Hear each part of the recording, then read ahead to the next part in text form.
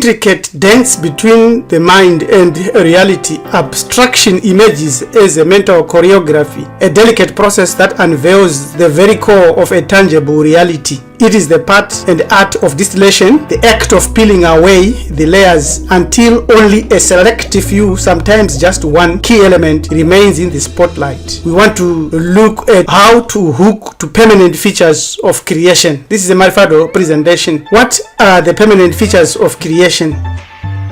What happens if one fails to hold permanently to the features of a creation? How do you hold on to them? This is critical because the permanent features of creation involve 5 aspects: Unknowable Creator, the Chasm, dimensions, the gods, nature, life, ancestors, and our divine spark, and last but not least, force fields and matter. These are the hold on to principles that we must never let go at any given point of our existence. What happens if one fails to hold permanently to the features of creation? They eventually may believe in evolution or other doctrines that will help them unhook from the permanent features of creation. What's wrong with that? This act of unhooking from permanent features of creation occurs, and it's occurring. It occurs many a time in our lifetime. It's an act that is selective in terms of its strategically maneuvering and dictating to you using current intellectualism driven by non-human policies.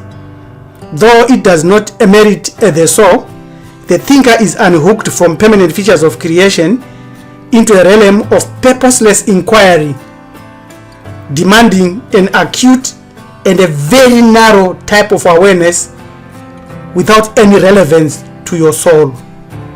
If you study our book, Free from God, the chapter that deals with humanity and the nature, chapter 15, you would be tempted to think that evolution is the best explanation about the origins of life and humanity.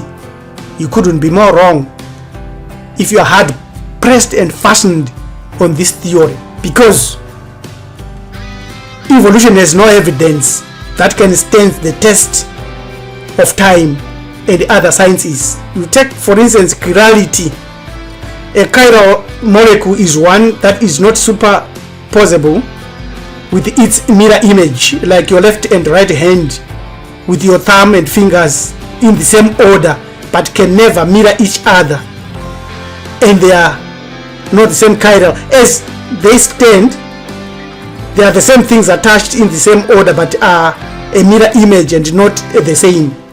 Although most amino acids can exist in both left and right-handed forms, life on Earth is made only of left-handed amino acids, almost exclusively. Why? Evolution cannot answer that. There's also the issue of weak fossil records.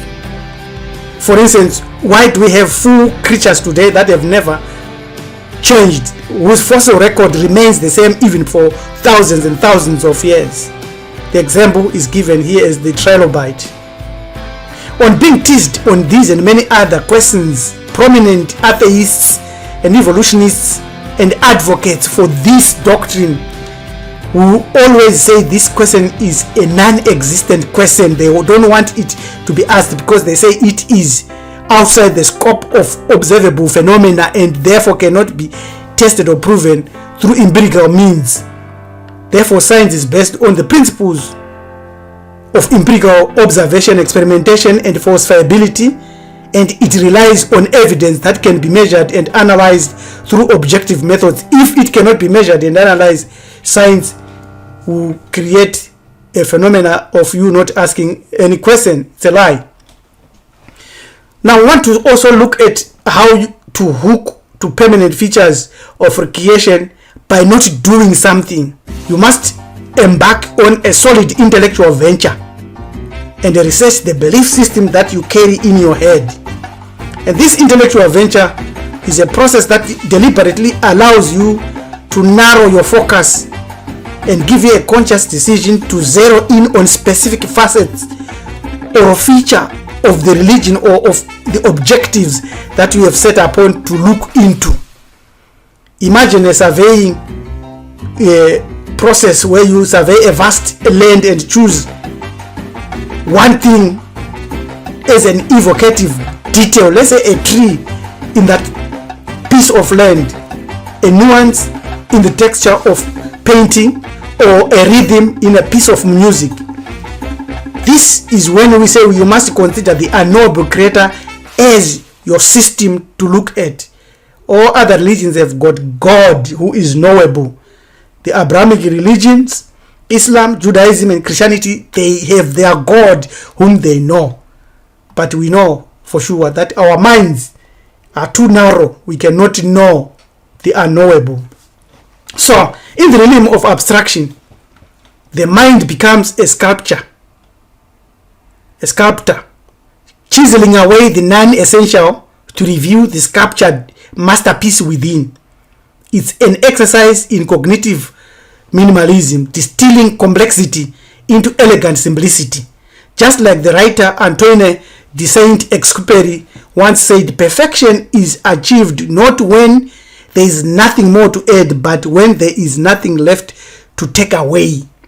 This is how to hook to permanent features of creation, because in knowing the real creator as unknowable and as an abstraction, it beckons us to be the architects of meaning, inviting us to construct understanding by deliberately deconstructing the theme of God. It's a mental dance that challenges us to unravel the critical essence of the real, knowing that in this act of subtraction, we might just unearth the profound simplicity that resides beneath the surface. For then we will know that the creator is not God, where few people will know that. We will also know what is seen and that you can never sin against the unknowable creator, the one that you cannot know. And that the creator is not a spirit nor a physical being, because the creator is beyond our understanding and knowledge. And that's the abstraction we go to. So how to hook to permanent features of creation is also by knowing the Chasm. When you know the unknowable creator, the next step is the Chasm, which is the limit under which a series of laws of nature, of infinity, dimensions, and all force fields apply. In this, like in our third dimension, we embody some type of divine life based on specific laws brought into existence by the first principles, the gods. But our souls cannot be rooted in these differentials themselves, unless caught in the eternal cycle initiated by some other deities who have the cause not to themselves but in the Zeptepi, or first time, the beginning of time, not yet in time, mythically stating, we can say, with the autogenesis of Atema. And here's where the deception comes, so that you will be deceived, and you are deceived to hook to other entities. We know that Atema operates within Nyunyu, which is Nyunyu is the potential to auto-generate. Atum is bar of Nyunyu, auto-generation, the first time, the pantheon, the creation, and the Nyunyu is a differentiated, chaotic, passive, dark, empty, something that we can't give a term. And therefore, his limit is eternal duration. And now the deception comes when you are told that Jesus existed before the universe, before the earth. Because we know that there has never been a man that ever walked the earth in any human form of any race, creed, or color by the name of Jesus Christ, aka Serapis. This was taught by Dr. Walter Williams. Now, let's look at how we can enhance this understanding so that we can hook permanently to the order and the features of creation. We have identified the features of creation, in which you need to grow a mental cognition and a life consciousness daily. A unknowable creator, the Chasm, dimensions, the gods, nature, life, ancestors, your own divine spark expansion, and the force fields and the matter that you need to hold on to. You have to avoid where millions have been hooked to. The number one force god of our time, Jesus, that you think is the creator, is not. Our ancestors taught us that the real creator is unknown. Pharaoh Unis in the pyramid text 276 C, before the Bible, before the Quran, before any other holy book was circulated on earth, they said, "Oh, you, the great one, whose name is unknown. None of the gods knows his true form. His image is unfolded in the papyrus rolls. Nothing certain is testified about him." So this word him or her or it indicates that this is beyond. That's the unknowable creator versus the God that you know, you have been taught as Jesus Christ. How to hook to permanent features of creation involves our psychological understanding that every day that goes by, our consciousness must grow more complex, because it has come from the simplicity of knowing the real creator, and it has come from understanding and knowing the dimensions where we dwell here as the observer there. So we are in the third dimension. So the future of time and the past, as well as the space and the hyperspace, hypersurface of the present. These are the force fields we have been talking about that operates in this single dimension. We live in a multi-dimension sphere, infinite dimensions. So when it becomes complex, we need to sustain that momentum. Total oblivion, if you do not sustain it, as it were, is merging with the collective unconscious. That should be avoided. The imperishable, the divine spark, must endure an intellectual process of transfiguration, ultimate spiritualization being completed. In this lifetime that you are, in this point where you have come to the knowledge and understanding of the Aku, the spirit, which would then leave the body or the tomb and ascend to the northern star to seek that portal exit, this third dimension. There are so many dimensions as the proof. There are extra dimensions located somewhere, and we need to learn about them, studying quantum physics, yes, also studying even our own ancestral knowledge. This is very, very critical. Let's summarize now on how to hook to permanent features of creation. You must always know that pre-creation features three dimensions and a double opposition, namely between, on the one hand, undifferentiated and creation issue or potential, new, and on the other hand, between your potential and actuality.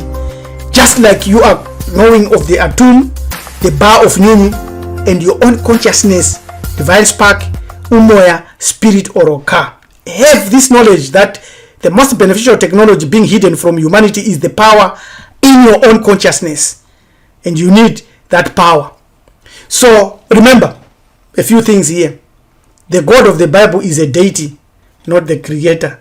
Evolution is a lie. The Nephilim are not gods in the sense that you know. By their origin, they are principles that exist within your divine spark. The first principles to ever exist. You need to understand that the soul is immortal and comes into this dimension via the gods who regenerated themselves in the waters of Nyunyu. Thus the gods are the cosmic source of all universal forces, nature or psyche, whose potential manifestation resides in you, and you have got the power.